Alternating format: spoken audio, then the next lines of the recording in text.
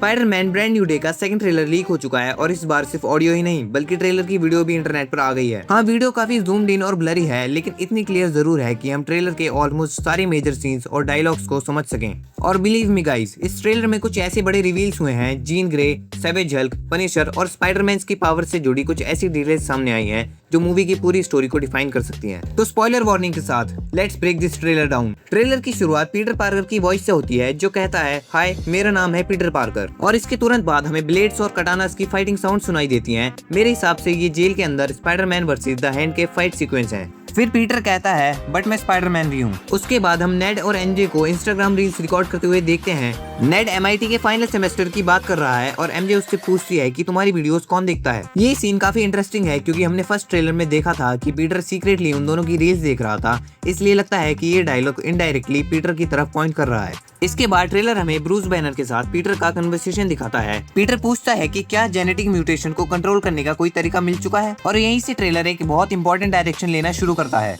क्योंकि Peter clearly अपनी spider mutation को लेके कंसर्न लग रहा है। लेकिन इंटरेस्टिंग बात यह है कि वो अपनी पावर्स को लूज नहीं करना चाहता। उसका सवाल बेसिकली ये है कि क्या म्यूटेशन के नेगेटिव इफेक्ट्स को रिमूव करके पॉजिटिव एबिलिटीज को मेंटेन रखा जा सकता है। और ब्रूस उससे एक इंपॉर्टेंट लाइन बोलता है, तुम कैसे डिसाइड कर सकते हो कि नेचर का कौन सा पार्ट अच्छा है और कौन सा बुरा। मुझे लगता है कि ये डायलॉग मूवी के सबसे इंपॉर्टेंट आइडियाज में से एक हो सकता है। उसके बाद हमें स्पाइडरमैन के कुछ एक्शन शॉट्स देखने मिलते हैं और एक सीन में वो पब्लिक प्लेस में क्रैश करके कुछ ग्लास तोड़ देता है और कैजुअली सॉरी बोलता है। फिर ब्रूस पीटर से पूछता है, तुम मेरे स्टूडेंट्स में से एक नहीं हो, राइट। ये लाइन छोटी लग सकती है, लेकिन मुझे लगता है कि ब्रूस ट्रेलर के इस पॉइंट पर पीटर के बारे में डाउट करना स्टार्ट कर चुका है और पॉसिबिलिटी ये है कि मूवी के एंड तक उसे स्पाइडरमैन की आइडेंटिटी का पता चल जाए।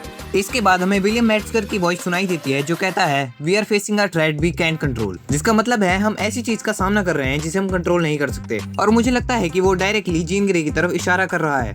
फिर एक और वॉइस स्पाइडरमैन से कहती है, you are the only one who is immune to this, you are the only one who can sense it, मतलब तुम लौते हो जो इससे इम्यून है और जो इसे सेंस कर सकता है। और गाइस, यहीं से ट्रेलर का सबसे इंटरेस्टिंग रिवील छुपा हुआ है क्योंकि फर्स्ट ट्रेलर में हमने देखा था कि जीन ग्रे लोगों के माइंड्स को इन्फ्लुएंस कर सकती है, लेकिन स्पाइडरमैन उसकी पावर से इम्यून है। लेकिन अगर स्पाइडरमैन उसकी पावर से इम्यून है तो वो लिटरली एक लौता इंसान हो सकता है जो जीन तक पहुंच सकता है। और ऑनेस्टली MCU ने पहले भी इस तरह का हिंट दिया है। नो वे होम में डॉक्टर स्ट्रेंज ने पीटर की सोल को जब उसकी बॉडी से सेपरेट कर दिया था, लेकिन फिर भी उसकी बॉडी रिएक्ट कर रही थी। हो सकता है स्पाइडर सेंस और पीटर की कॉन्शियसनेस के बीच कोई ऐसा कनेक्शन हो जो जीन ग्रे की टेलीपैथी को बाईपास कर दे। इसके बाद स्क्रीन पर एक ग्रीन फिगर नजर आता है। वीडियो बहुत ब्लरी था इसलिए कंफर्म करना मुश्किल है, लेकिन मेरे हिसाब से यह हल्क की पहली झलक हो सकती है। फिर ट्रेलर हमें नेड के रूम में ले जाता है जहां स्पाइडरमैन ट्रैकिंग बोर्ड वाला सीन देखने को मिलता है और इसी सीक्वेंस में MJ और पीटर का इंटरेक्शन भी होता है। ये सारे सीन्स क्लियरली दिखाते हैं कि पीटर अब भी MJ और नेड की लाइफ से इमोशनली कनेक्टेड है, चाहे वो उसे ऑफिशियली याद रखते हो या ना रखते हो। इसके बाद एक और विलन की वॉइस सुनाई देती है। रूमर्स के अकॉर्डिंग ये टेरेंटुला हो सकता है, और अगर रूमर्स सही है तो ये वही कैरेक्टर होगा जो मूवी में MJ का बॉयफ्रेंड होगा।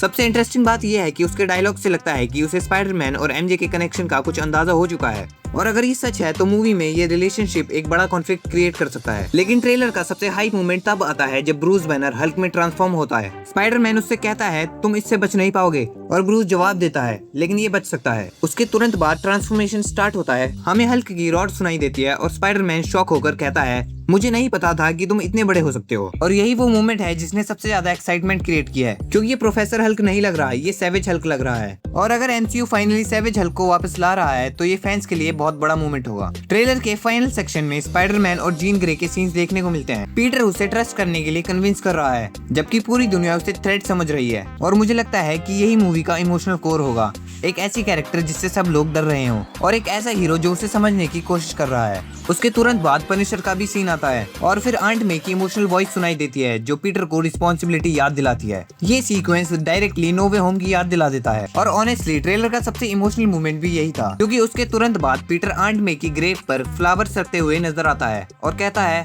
आई मिस यू में। ट्रेलर के फाइनल शॉट्स में डिस्ट्रक्शन, हल्क की दहाड़ें और कुछ मैसिव एक्शन सीन्स दिखाए जाते हैं। और एंड में स्पाइडरमैन अपने क्लासिक स्टाइल में गवर्नमेंट सोल्जर्स को हैंडल करते हुए एक फनी लाइन बोलता है। ओवरऑल गाइस, अगर ये लीक एक्यूरेट है तो इस ट्रेलर ने हमें मूवी के 3 सबसे बड़े रिवील दिए हैं। पहला, स्पाइडरमैन जीन ग्रे की पावर से इम्यून होता है। दूसरा, ब्रूस बैनर सैवेज हल्क में ट्रांसफॉर्म हो चुका है। और तीसरा, पीटर और एमजे के बीच का कनेक्शन जो अभी पूरी तरह से खत्म नहीं हुआ है। और ऑनेस्टली इन तीनों रिवील्स का इम्पैक्ट मूवी की स्टोरी पर बहुत बड़ा होने वाला है। अब आप मुझे कमेंट्स में बताओ ट्रेलर का सबसे एक्साइटिंग मोमेंट आपको कौन सा लगा, जीन ग्रे, सैवेज हल्क या फिर पीटर और एमजे के बीच का इमोशनल कनेक्शन। और अगर आप मार्वल से जुड़ी हर एक अपडेट, लीक और ब्रेकडाउन सबसे पहले देखना चाहते हो तो चैनल को सब्सक्राइब कर लेना और बेल आइकन प्रेस कर देना ताकि कोई अपडेट मिस ना हो। मैं मिलता हूँ आपसे नेक्स्ट वीडियो में।